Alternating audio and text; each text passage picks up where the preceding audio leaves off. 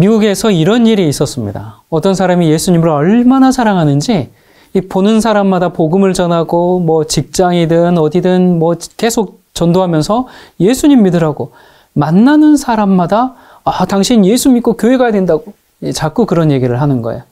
그래서 이제 그 강권함에 어떤 사람들은 교회에 나가기도 했지만 또 어떤 친구들은 이게 만날 때마다 그 소리를 하니까 너무 부담스러운 거예요. 그래서 그 친구가 이제 전도하지 못하게 하려고 너 정말 예수님 믿느냐? 그러니까 나 믿는다. 그러면 그분이 하는 말 완전히 다 믿느냐? 그래, 나 믿는다. 이제 그런 거예요. 그러니까 마가복음에 이런 말씀이 있죠. 믿는 자들에게 이런 표적이 따르리니 뱀을 집어 올리며 무슨 독을 마실지라도 해를 받지 아니하며. 야, 너 이거 믿느냐? 믿는다 그래요. 그러자 그러면 우리 집에 독약이 있는데 너 한번 마셔볼래? 그거 마셔도 너 절대로 안 죽는다는 걸 그거 믿느냐? 그렇게 하니까 그래 나 믿는다 그런 거예요. 그래서 이제 독약을 갖다 줬어요. 그리고 믿음으로 그걸 먹었어요. 이 사람이 죽었을까요? 살았을까요? 죽었습니다. 실제 비슷한 사례가 이 일뿐만이 아니에요. 한 번은 믿음 좋은 목사님이 이 청년들 데리고 캠프를 갔다가 예수님 말씀대로 우리 물 위를 한번 걸어보자 하면서 배 위에서 다 뛰어내린 겁니다. 그러자 몇 명이 빠져 죽었습니다. 아니, 믿음으로 믿고 그대로 행했잖아요. 아니, 하나님의 말씀을 믿으면 그대로 이루어진다고 했잖아요. 그리고 그 말씀을 믿었으니까 뛰어늘었는데 의심하지 않았으니까 뛰어내렸잖아요. 근데 왜 죽었을까요? 왜 죽었어요? 하나님께서 왜 지켜주지 않으셨어요? 이것은 잘못된 믿음을 행사한 것이죠. 안 믿어서가 문제가 아니라 잘못 믿어서 문제인 거죠. 그러니까 예수님 안 믿는 것도 문제예요. 하지만 잘못 믿는 것은 더 큰 문제입니다. 사도 바울이 사슬에 묶여서 로마로 이제 호송되고 있어요. 가다가 풍랑을 만났습니다. 배가 깨지고 겨우 한 이 조그만 섬에 떠밀려서 구출을 받았죠. 그래서 이제 추우니까 모닥불을 피우고 몸을 말리고 있었는데 그 장작 속에 뭐가 있었어요? 뱀이 있었죠. 그 안에 있던 독사가 뜨거우니까 쏜살같이 튀어나오면서 바울의 손을 꽉 물어버렸어요. 얼마나 단단하게 물고 있는지 떨어지지도 않아요. 손으로 떼내려고 했는데도 안 돼요. 근데 원주민들이 딱 보니까 무슨 뱀이에요? 굉장히 강한 독을 가지고 있는 독사거든요. 그 뱀에 물리면 당장 죽게 돼 있어요. 그래서 원주민들이 야, 이 사람이야말로 참으로 악한 자고 참으로 죄인 중에 죄인이구나. 신께서 풍랑 가운데서는 이 사람을 구출했는지 몰라도 이 사람은 반드시 죽어야 될 죄인이구나. 그러면서 이제 죽을 줄 알고 기다리고 있었는데 죽어요, 안 죽어요? 안 죽어요. 왜 안 죽어요? 예수님 말씀 때문에 안 죽는 거예요. 예수님 무슨 말씀하셨어요? 뱀을 집어도 괜찮을 거다. 그렇게 말씀하셨잖아요. 그래서 뱀이 물었는데 사도 바울을 해치지 못했어요. 자, 여기서 그러면 왜 사도 바울은 해치지 못했는데 그 전도하는 청년은 왜 죽었습니까? 하나님 왜 차별하죠? 그렇잖아요. 사도 바울은 일부러 뱀에게 자, 내가 하나님 말씀이 옳은지 그른지 한번 확인해 보자. 뱀아, 나 물어봐라. 이렇게 하지 않았어요. 사도 바울은 하나님의 길을 따라가는 중에 뱀에게 물린 거죠. 여러분, 이 당시에는 서로 미워하는 사람을 독살하는 경우가 참 많았잖아요. 몰래 음식에 풀어서 독살하는 경우가 비일비재했잖아요. 이 복음을 전하는 이 사도 바울을 사탄의 세력들이 얼마나 많이 증오하고 얼마나 많이 미워했겠어요. 그래서 복음을 반대하는 자들이 바울을 돌로 쳐서 죽이려고 한 적도 있었지 않습니까? 그런데 어찌 독살하는 일들이 생기지 않았겠어요? 그래서 그들이 독을 섞어서 줬는데 독이 섞인 밥을 독이 섞인 밥인 줄 알고 먹으면 죽습니다. 독이 섞인 줄 알면 안 먹어야죠. 독인 줄 알면서도 내가 이 독을 먹고도 하나님이 나를 죽지 않도록 해줄 것이다 하는 것은 그건 하나님이 약속한 게 아닙니다. 그건 하나님을 시험하는 거예요. 그런 기도는 하나님께서 응답하지 않습니다. 그러나 자기도 모르게 그것을 먹었을 때는 그 독을 하나님께서 다 해소해버리고 그 독으로 말미암아 해를 받지 않도록 하시죠.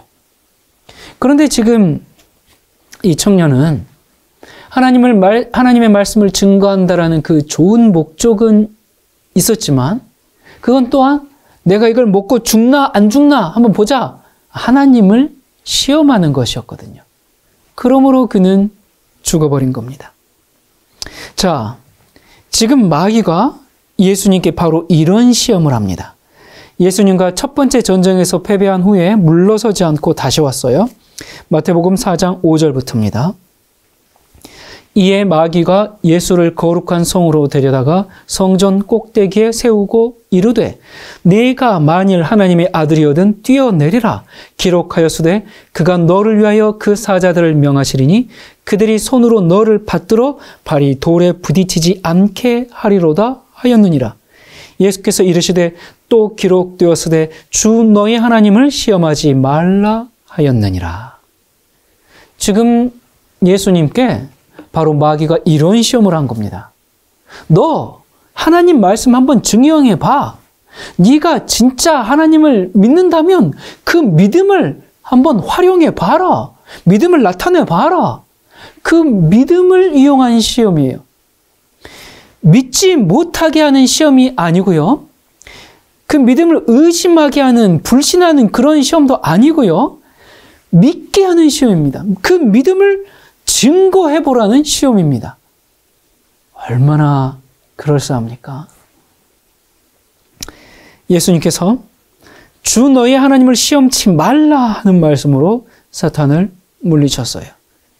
여러분, 마귀가 예수님을 성전 높은 꼭대기에 올려놓고는 그냥 밀어떨어질 수 없었을까요?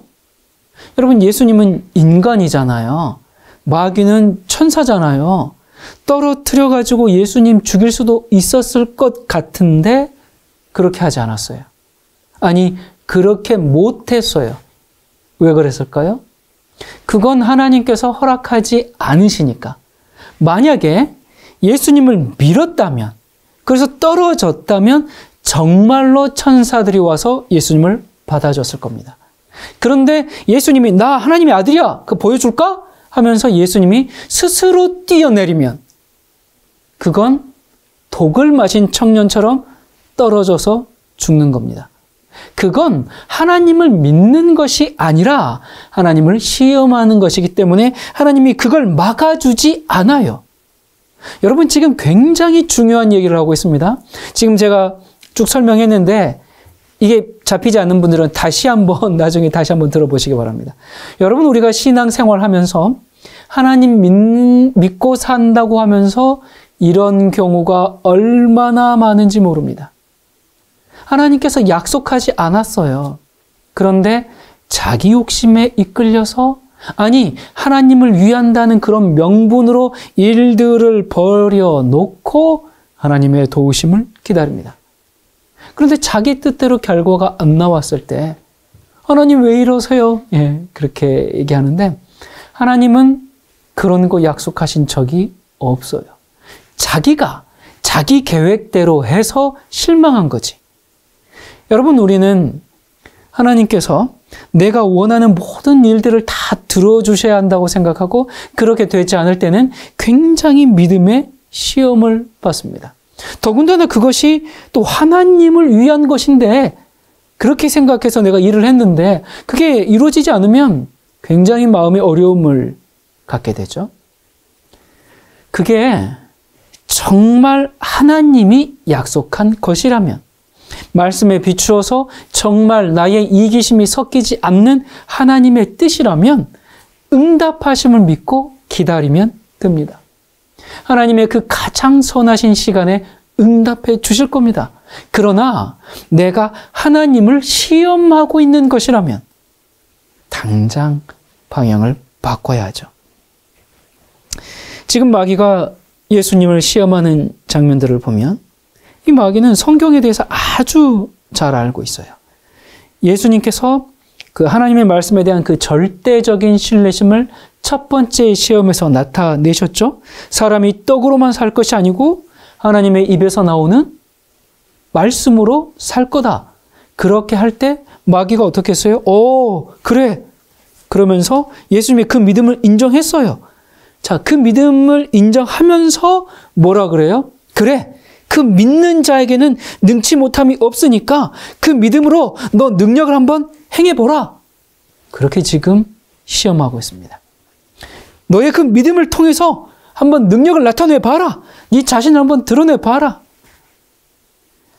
여러분, 마귀는 우리가 하나님의 말씀을 절대적으로 신뢰하기 때문에 우리의 믿음을 흔들 수 없겠다. 그렇게 생각하면 그 다음 무슨 작전을 펼치냐면 그 믿음을 잘못된 믿음으로 이끌려고 그럽니다. 그 믿음 자체를 어떻게 할 수가 없잖아요. 우리가 너무 강한 믿음을 갖고 있으니까 못 믿게 할 수가 없어요. 안 믿게 할 수가 없어요. 믿음의 의심을 일으킬 수가 없어요. 그래서 그 믿음 자체를 어떻게 할 수가 없으니까 어떻게 해요? 그것을 올바른 믿음이 아니라 잘못된 믿음으로 그것을 행사하도록 우리를 부추깁니다. 우리가 이런 것에 참 약해요. 야고보서에 보면 믿음의 종류가 여러 가지가 있죠. 우리는 믿음 그러면 믿음 그거 다 성경이 말한 믿음이야 그렇게 생각하기가 쉬운데 그렇게 말씀하고 있지가 않아요. 야고보서 2장 19절을 보면 내가 하나님은 한 분이신 줄을 믿느냐? 잘하는도다. 귀신들도 믿고 떠느니라. 자, 여기 보니까 우리가 믿는 것보다 마귀가 더 잘 믿죠? 여러분, 우리는 하나님이 계신 줄 믿으면서도 믿어요. 그런데 하나님 별로 더럽게 여기지 않잖아요. 하나님 가끔 무시하잖아요. 안 떨잖아요. 근데 마귀는 하나님의 그 위엄과 그 영광을 잘 알기 때문에 어떻게 한다 그래요? 두려워 떨어요. 자, 그런데 마귀의 믿음이 올바른 믿음입니까? 잘못된 믿음이죠. 마귀가 믿는 믿음은 하나님을 사랑해서 하나님께 순종하려고 하는 믿음이 아니에요. 여러분, 마귀도 성경 아주 열심히 공부합니다. 여러분, 예수님을 마귀가 시험할 때 보면 뭘로 시험합니까? 전부 하나님의 말씀 가지고 시험합니다. 말씀이 이렇게 되어 있으니까 너 한번 이렇게 해볼래? 이 마귀가 그렇게 열심히 성경을 공부하는데 이렇게 열심히 공부해가지고 하나님의 뜻대로 살기 위해서 공부합니까? 그게 아니고 하나님의 뜻대로 살기 위해서 성경을 공부하는 게 아니고 하나님의 백성들이, 하나님의 자녀들이 하나님의 뜻대로 살지 못하도록 하기 위해서 성경을 공부합니다. 수백 번, 아마 수천 번 읽었을 거예요. 참 이상한 존재들도 다 있어요.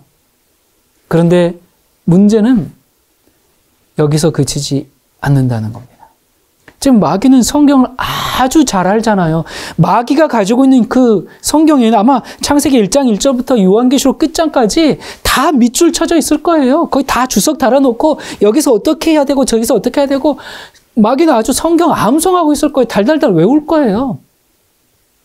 그렇게 잘 알 뿐만 아니라 그래서 어디 몇 장 몇 절 얘기해 볼래? 그럼 툭툭 나올 겁니다. 말씀이 입에서 줄줄 나올 거예요. 누구 입에서? 마귀 입에서. 그렇게 성경을 열심히 공부합니다. 그랬으니까 예수님을 말씀으로 시험하죠. 그리고 잘 알 뿐만 아니라 성경을 아주 깊이 이해합니다. 하나님의 그 교훈과 그 뜻을 아주 깊이 이해해요. 그렇기 때문에 거기에다가 그래서 성경에 자기 생각을 조금씩 넣어가지고 사람들에게 가르칩니다. 여러분, 이단들이 성경을 열심히 공부해가지고 이상한 교리를 만들지 않습니까? 그 성경으로 한 사람을 거의 하나님과 동급한 그런 존재로 만들어버리잖아요. 여러분, 우리가 성경을 배울 때, 성경을 공부할 때 목사님한테만 배워가지고는 그 성경의 말씀, 그 능력, 그 정신을 모릅니다. 하나님의 말씀은 성령님께서 가르쳐주지 않으면 깨달을 수가 없습니다. 성경의 교사로 성령님이 오셨어요. 자, 그러면 어떻게 성령의 가르침을 받을 수 있을까? 성령께서 가르치시는 것을 깨달으려면 막 금식하고 기도 많이 하고 어디 기도원 가서 깨닫는 게 아니고 우리가 정말 겸손해지지 않으면 성령께서 나에게 가르쳐 줄 수가 없습니다. 그런 상태에서는 이 진리의 참 정신을 깨닫지 못하고 그 능력을 깨닫지 못하고 체험하지 못해요. 겸손함이 없이 낮아짐이 없이 성경을 공부하면 지식은 많이 늘어요. 성경의 교훈도 많이 알아요. 성경을 깊이 이해해요. 그런데 성경 지식은 많은 것 같은데 예수님의 정신과는 영 다른 사람들 있죠? 그거 왜 그럴까요? 그것은 성령의 가르침을 받지 못했기 때문에 그렇습니다. 사람의 가르침만 받아서 그래요. 그리고 또는 사탄은 그 성경 박사인 사탄의 가르침도 때때로 받았는지 모르죠. 성령님께서 우리를 가르치는 것처럼 마귀도 똑같이 우리를 가르칩니다. 그래서 마귀가 가르치는 교훈을 뭐라 그러는가? 그걸 가라지라고 합니다. 마귀가 여기저기 가라지를 뿌리고 다닙니다.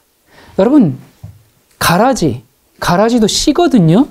이 가라지 씨를 뿌려요. 씨는 뭐라 그랬어요? 씨는 말씀이거든요. 근데 그러니까 예수님의 말씀이 아니고 가라지 그 씨도 가라지 씨고 가라지 말씀이에요. 그렇죠? 가라지도 분명한 그 종자가 있는 씨입니다. 그래서 마귀는 이 가라지 씨를 뿌리고 예수님은 알곡의 씨를 뿌려요. 그걸 어디다 뿌려요? 어디다 뿌려요? 우리 마음에 뿌리죠. 알곡의 씨, 가라지의 씨가 있는데 그러면 그걸 누구를 통해서 뿌리겠어요? 마귀가 직접 나타나가지고 잘못된 걸 가르칩니까? 여러분 마귀한테서 계시 받아가지고 막 그렇게 합니까? 아니죠. 교회를 통해서 뿌립니다. 말씀을 대언하는 사람들을 통해서 뿌리고 목사를 통해서 뿌리고 교사들, 설교를 통해서 뿌려요. 그걸 아셔야 됩니다.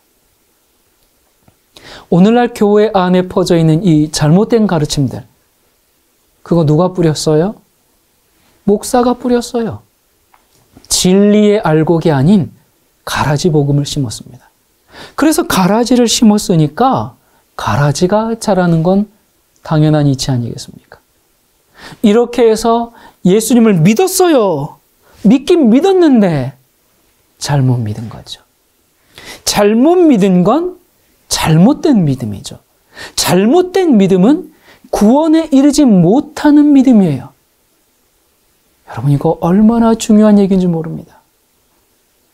우리가 정말 자신을 낮추고 예수님의 말씀에 순종하고 싶고 하나님의 뜻을 따르고 싶고 오직 하나님께만 영광을 돌리고자 하는 그런 마음으로 배우면 마귀가 우리 마음에 가라지를 못 부립니다. 그러나 자기 자신이 높아지고 싶고 자기를 자랑하고 싶고 세상의 만족과 자기의 영광을 구하는 사람은 마귀의 밥이 돼요. 사람들은 자기가 지혜로운 줄 알고 자기가 똑똑한 줄 알죠.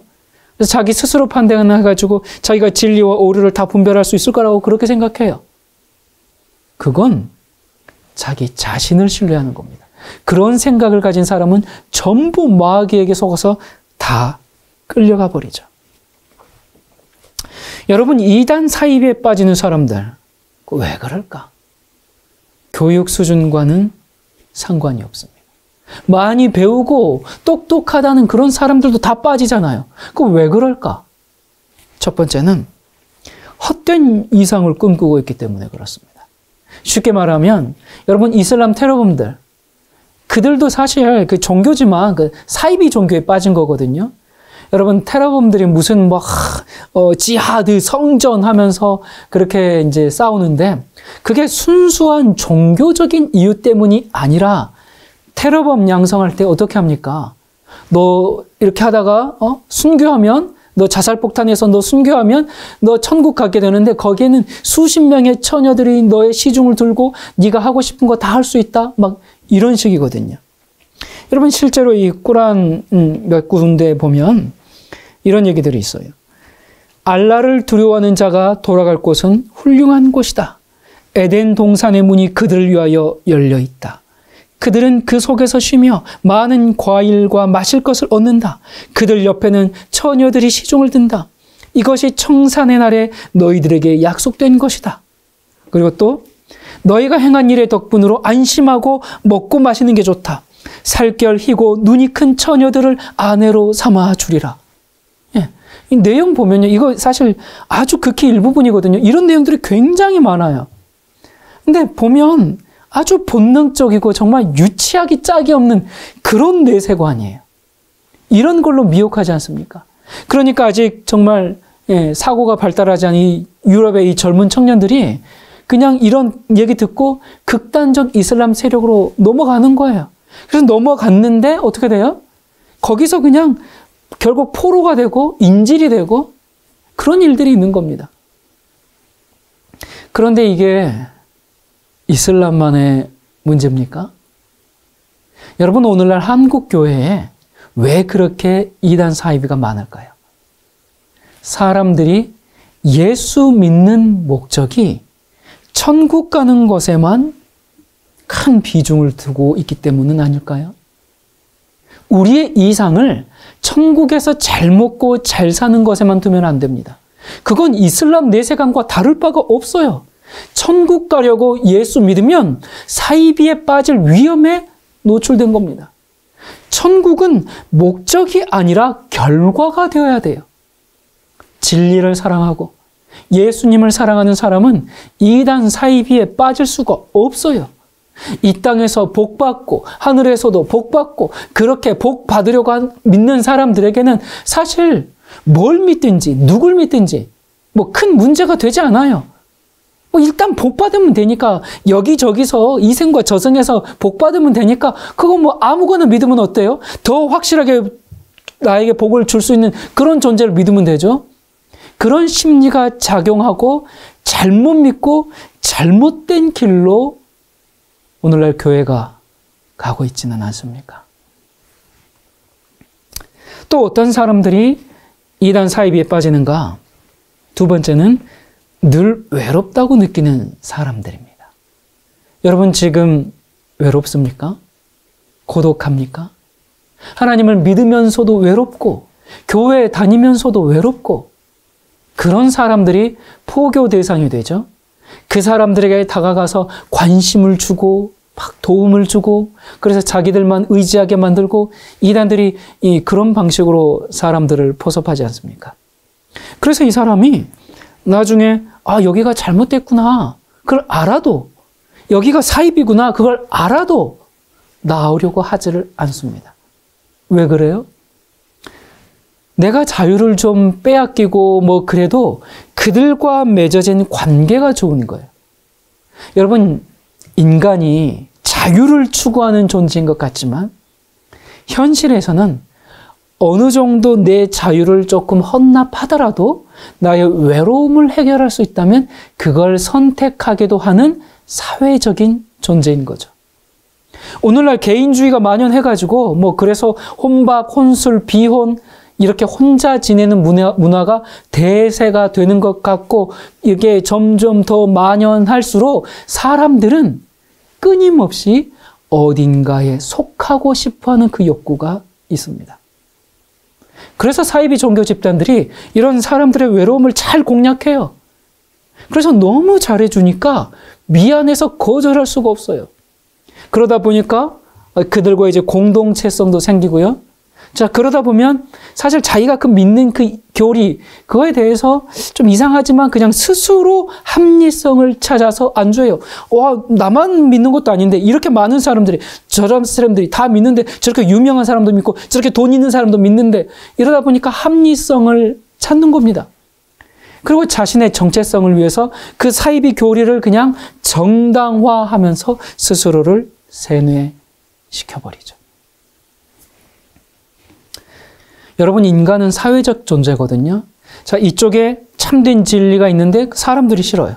근데 이쪽에는 이단들이 있는데 사람들이 좋아. 그러면 어떤 사람은 관계를 위해서 잘못된 것을 택합니다.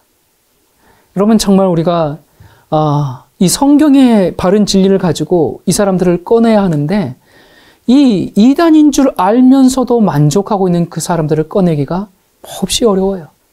정말 참된 진리의 능력이 그들을 구원할 수가 있습니다. 다른 무엇도 아니고 정말 참된 진리의 능력. 그리고 뿐만 아니라 우리가 우리 교회를 다니고 있는 그 사람 중에 외로움을 느끼지 않도록 애써야 합니다. 여러분, 그게 교회의 역할이잖아요. 여러분의 교회, 우리의 교회는 충분한 상담이 이루어지고 있습니까? 또 적절한 위로와 도움이 제공되고 있습니까? 여러분, 밖에 나가서 전도해 오지 않아도 좋으니까 교회 안에 있는 성도들이 외로워서 힘들어서 자기 말 들어주는 엉뚱한 곳에 빠지지 않도록 돌보는 것도 교회와 교인의 중요한 사역이에요. 교회가 종교적 모임만으로 존재하는 것이 아니라 인격적, 사교적 관계 형성에도 잘 신경 써야 합니다. 이건 뭐 목회자, 뭐 교역자, 그 사람들만의 사역이 아니고 교인들이 서로 돌아보아 사랑의 관계를 형성해야죠. 그게 복음 사역 중에 하나입니다. 자, 그리고 세 번째, 왜 이렇게 사람들이 이단 사이비에 빠지는가? 실제로 영적인 현상들이 있습니다. 이 신천지에 빠진 사람들 얘기 들어보면 거부할 수 없는 어떤 영적 힘에 끌려간다 그러거든요. 어떤 사람이 신천지 모임인 줄 모르고 성경을 공부하고 왔는데 꿈에서 거기가 진리니까, 거기가 참교니까 그곳으로 가라, 그런 암시가 계속 나타난다 그래요. 아니면 말 같지도 않은 말인데 어떤 영적 힘에 이끌려요. 그냥 믿어주고 쉽게 세뇌돼 버리고. 그러니까 어떻게 해야 됩니까? 부모, 형제고 뭐고 다 단절하고 가출하고, 대학생들이 학교 다니다 말고 거기에 빠져가지고 막 전도하러 다니고. 여러분, 이게 정말 영적 에너지가 아니면 이게 어렵거든요. 물론 이 신천지의 포교 방식은 어느 범죄 사기 집단도 혀를 내두를 정도로 아주 치밀하죠. 한 명 포교하려고 20명의 사람들이 달라붙지 않습니까? 그래가지고 여러 가지 우연을 가장해서 그 사람의 마음을 사로잡고 집단이 주는 그 유익과 만족감에 적게 만들거든요. 그래서 이 교세가 지금 점점 늘어서 오래전에 14만, 20만 넘더니 지금은 30만에 육박합니다. 그러다 보니까 일반 기성교회 목회자들이 이 신천지 성장 방법을 공부하러 신천지 교회를 다니는 일까지 있다고 그래요.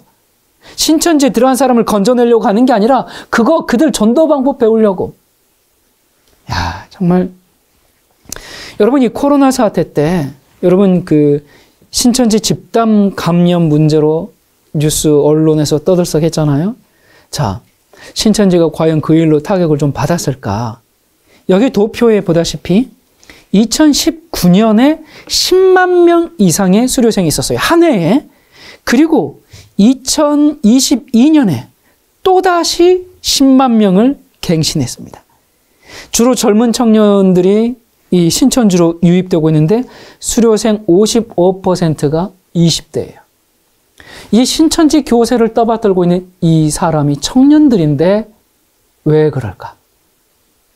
여러분, 이 사회가 변하지 않는 한 신천지는 계속 성장할 수밖에 없는데, 대부분 어떤 청년들이냐면, 첫 번째는 대학 신입생들. 이제 막 입학해가지고 새로운 관계를 맺어야 되잖아요. 그러니까 1, 2만 명 되는 어느 대학에서는 신천지 학생들만 1,600명 정도가 된다고 합니다. 20%가 신천지입니다. 최소 20명 중에 1명은 신천지란 얘기예요. 사람들이 공동체에 속하고 싶은 욕구가 있죠. 그리고 사회에 경험이 없다 보니까 자기에게 잘해주는 사람을 쉽게 믿어버리는 그런 점을 이용한 거죠. 그리고 두 번째는 사회 안에서 아직 자기 자리를 발견하지 못한 그런 청년들, 자격증 준비하는 청년들, 뭔가 정체성이 필요하고 사회 안에서 자신의 자리를 찾고 싶은 그런 청년들이 자연스레 포섭될 수밖에 없는 그런 일들이 생기는 겁니다.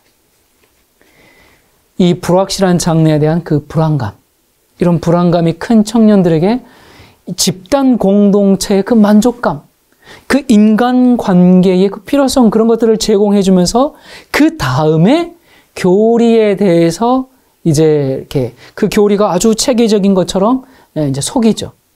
그래서 여러분 아시다시피 그 6개월 정도가 지날 때까지 자기가 신천지인 줄 모르고 공부를 하죠. 6개월 정도 지난 후에 나중에 여기가 신천지구나 그걸 알았는데 이미 그동안 그곳에서 많은 유익들을 누리고 있었다 보니까 사람들이 그걸 알아도 그냥 자발적으로 거기에 남아있게 됩니다. 여러분 인터넷에 버젓이 올라와 있는 이 신천지 영상들 보면 그 이만희에 대해서 이렇게 소개를 하더라고요. 계시록 22장 8절에 예수님 옆에서 보고 들은 한 사람, 계시록 10장에서 열린 책을 받아 먹은 한 사람, 계시록 22장 16절에 예수님의 사자, 그분이 바로 오늘 말씀을 증거해 주실 신천지 이만희 총회장이십니다. 예. 여러분, 이런 얘기를 어떻게 수십만 명이 믿고 따를 수가 있어요? 맨정신으로는 안 됩니다. 하나님이 분명히 존재하는 것처럼 사탄도 이 시간에 분명하게 존재하고 역사하고 있는 것이죠. 여러분, 사탄이 어디 가서 낮잠이나 자고 있는 줄 아십니까? 얼마나 많은 미혹을 통해서 역사하고 있는지 모릅니다.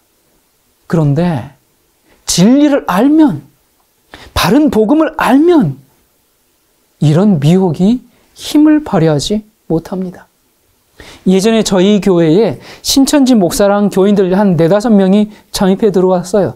와서 좀 한 몇 주 있다가 찍소리 못하고 나갔습니다. 와보니까 자기들이 건들 수 있는 교회가 아니거든요. 여러분, 그래서 바른 진리를 아는 것이 얼마나 중요한 일인지 모릅니다. 이 넷플릭스 다큐멘터리 나는 신이다. 한때 참 시끌벅적했죠. 거기서 정명석에 대해서 다뤘어요. 여러 이단들. 여러분, 그 예루살렘 히브리 대학 교수 유발 하라리가 자신의 책 호모데우스에서 좀 이 이단을 다뤘던 거하고는 결은 좀 다르지만 이런 얘기를 했어요. 신처럼 된 인간의 등장으로 모든 종교가 사라질 수 있다. 그런 얘기를 했죠. 물론 하라리는 이제 과학의 힘으로 신이 된 그런 능력 있는 인간을 말한 그런 과학기술의 발전으로 된 인간의 얘기였는데, 말세가 될수록 이단 사이비의 증가로 정말 이러한 신들이 자꾸 나와가지고 참된 종교는 다 사라져버리는 그런 일이 실현될 수도 있을 것처럼 보입니다. 우리가 하나님을 전적으로 믿고 하나님을 의지하고 나 자신의 영광을 구하지 않고 하나님의 영광만 구하는 사람은 하나님께서 지키세요. 여러분, 우리가 이 땅에서 육신을 가지고 사는 한 우리 자신은 믿을 존재가 못 됩니다. 우리가 자신을 낮추는 것 같다가도 어느새 교만해져 있고, 그래서 오직 하나님만 신뢰하는 법을 좀 배워야 합니다. 마귀가 성경을 가르치는데 거기에도 능력이 있어요. 마귀의 가르침을 받으면 성경이 살아서 움직이는 것처럼 느껴져요. 통일교, 정명석, 신천지 그 외 이단들이 성경풀이하는 거 보면 거기에도 능력이 있어요. 그러니까 수만 명, 수십만 명, 수백만 명 그렇게 따르죠. 사람을 재림 예수로 믿고 따르는 게 말도 안 되는 것 같지만 믿을 수밖에 없게 만들어요. 그런데 뭘로 그렇게 해요? 다른 거 아니고 성경으로 그렇게 믿게 합니다. 대단하죠? 성경의 비밀이 열리는 것 같고 성경을 깊이 깨달은 것처럼 느껴요. 여러분, 마귀가 주는 그런 가라지 말씀도 빛이 있어요. 마귀의 영이 오면 힘이 생겨요. 그래서 세상에 미련이 있고 세상에 욕망이 있는 사람은 그런데 참 속기가 쉽습니다. 그런데 문제는 이런 사이비들에게만 마귀가 역사하는 게 아니라는 겁니다. 여러분, 정통이라는 일반 교회들은 안전할까요? 오늘날 교회들이 얼마나 마귀의 능력이 강하게 임하는지 아세요? 세계 여기저기서 성령 부흥의 역사가 있다고 흥분하는데 그게 다 성령의 역사일까요? 사람들이 몰려들고 굉장히 부흥을 하는 것 같아요. 왜 부흥을 해요? 사탄의 영이 능력으로 역사하고 있기 때문에 그렇습니다. 그들 마음에 사랑이 있는 것 같고 막 힘이 솟아나고 눈물로 기도하고 뜨겁게 찬양하고 몇 주 동안 24시간 예배가 끊이지 않아요. 엄청난 부흥처럼 보이죠? 그들을 통해서 사탄의 가라지가 급속도로 퍼져갑니다. 그런 교회들은 막 성장을 하고 부흥을 하니까 참된 영의 역사인 줄 알고 다 속아요. 여기저기서 다 배우러 갑니다.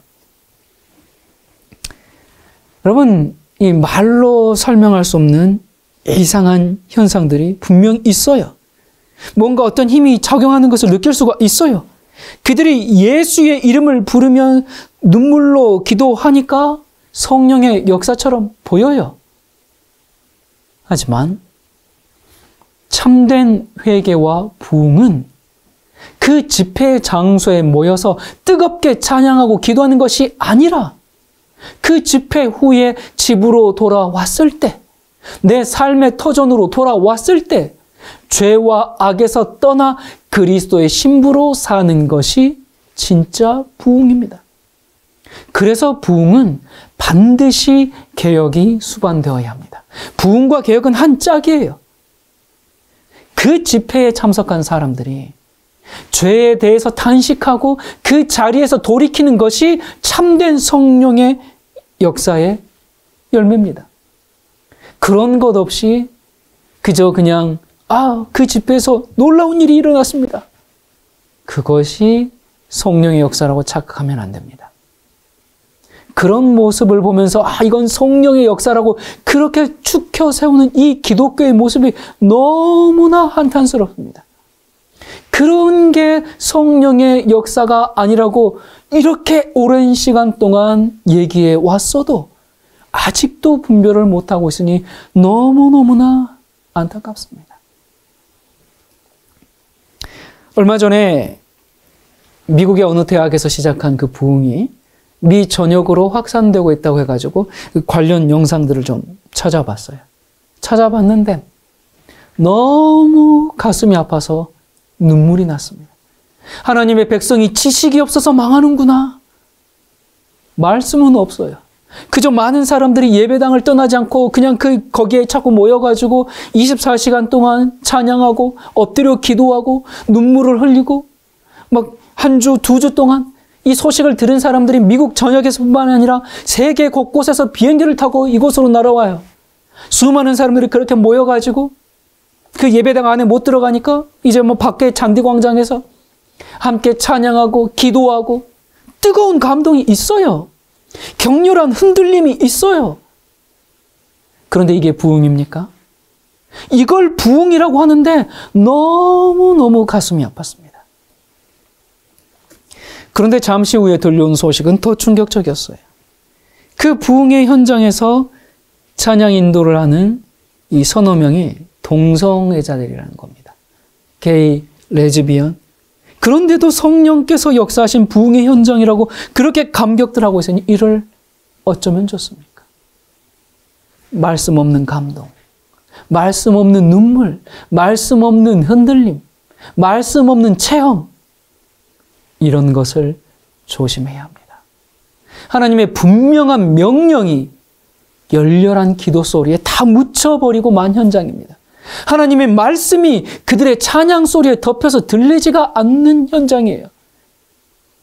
이런 부흥의 결과로 세상의 욕심을 버리고 탐욕을 버리고 서로에게 죄 지은 것을 고백하고 용서를 구하고 삭개오처럼 잘못한 것은 몇 배로 갚겠다는 그런 간증이 터져 나왔습니까? 이 부흥 현장의 인터뷰라고 해가지고 한번 봤는데 어느 청년이 흥분된 목소리로 우리는 부흥에 대해서 말은 많이 들었지만 본 적은 없습니다. 그러나 우리는 지금 보고 있습니다. 여기 보십시오. 많은 사람이 모여서 기도하고 있습니다. 많은 사람들이 종일 찬양하고 있습니다. 종일 예배하고 있습니다. 이것이 정말 부흥입니다. 그렇게 얘기를 하더라고요. 그게 부흥이에요? 그 집회에 참여한 사람들의 인터뷰라고 해서 정말 기대하는 마음으로 영상을 시청했어요. 근데 이게 다예요. 마지막 시대를 살아가는 성도 여러분, 그리스도의 이름으로 행해지는 영적인 현상들을 다 믿지 마시기 바랍니다. 정말 간절히 부탁합니다. 그 많은 사람들이 부흥을 갈망해서 여기저기 정말 전국에서 전 세계에서 모여든 건 정말 감사한 일이죠. 부흥에 목마르고 부흥을 경험하고 싶고 이런 영혼들이 이렇게 많다는 것은 참 감사한 일입니다.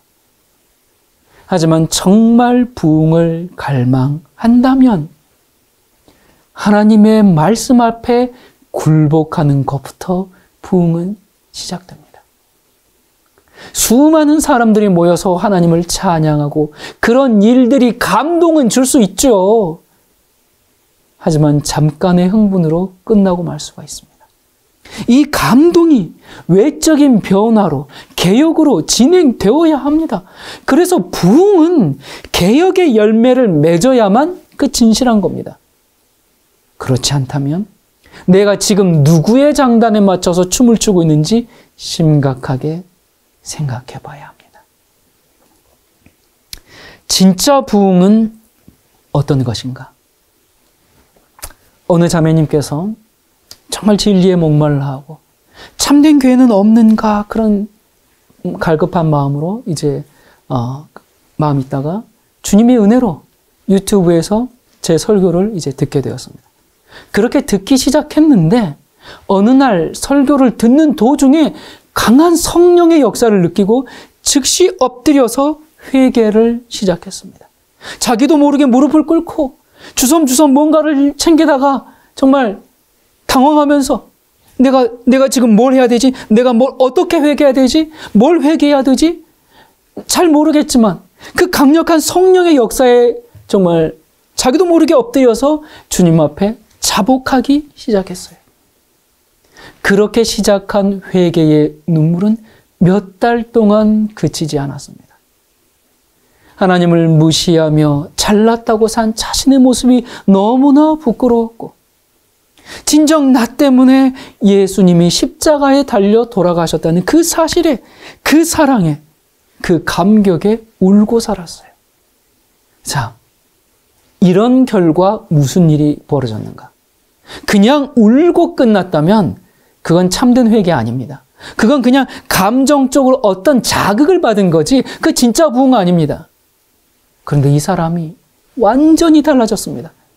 전에는 얄밉게 정말 뺀질뺀질거리는 사람이었는데 지금은 굳은 일 다 도맡아서 하고 누가 도움을 필요하면 그냥 즉시 도와주는, 그러다 보니까 너무 많은 사람들 도와주느라고 너무 바빠요. 정신없이 살아요. 왜 그렇게 바빠요? 이 사람도 도와줘야 되고 저 사람도 도와줘야 되고 그렇게 살고 있어요. 전에는 그렇게 일하기 싫어가지고 뺀질거리고 요리저리 핑계 대면서 이렇게 쏙쏙 빠져나가던 사람이었는데 전에는 그냥 쉽게 욱해가지고 막 들이받고 싸우고 막 그런 사람이었는데 온순한 사람이 되었어요. 그리고 이 회개와 함께 술도 담배도 즉시 끊게 되었어요. 이런 변화를 누가 가장 먼저 알아봐요? 가족이. 그래서 엄마가 이 자매님에게 나는 평생 신앙생활했지만 너처럼 변화된 사람을 보지 못했다. 어떻게 하면 너처럼 되냐? 그러면서 그 어머니가 같이 집회를 나오셨더라고요. 이 자매님이 회개를 하게 되었죠. 삶의 변화가 이르러 왔죠. 그것뿐만이 아닙니다. 전에는 세상의 행복과 가치를 추구하며 살았는데 이제는 세상 욕심은 없고 오직 주님의 재림만 기다리는 것이 저의 인생의 가장 기쁨이 되었습니다. 그러면서 삶의 가치관이 달라져 버렸어요. 지난날의 가치관, 사상, 모든 것이 변화되어서 본인도 모르게 하나님의 사람이 되어버렸어요. 말씀 그대로 보라, 이전 것은 지나갔으니 새 것이 되었도다. 그냥 잠깐 그러고 만 게 아니라 1년, 2년, 3년 변함없이 변화된 삶을 살고 있어요. 여러분, 이런 게 부흥이죠. 여기에 많은 사람이 모였습니다.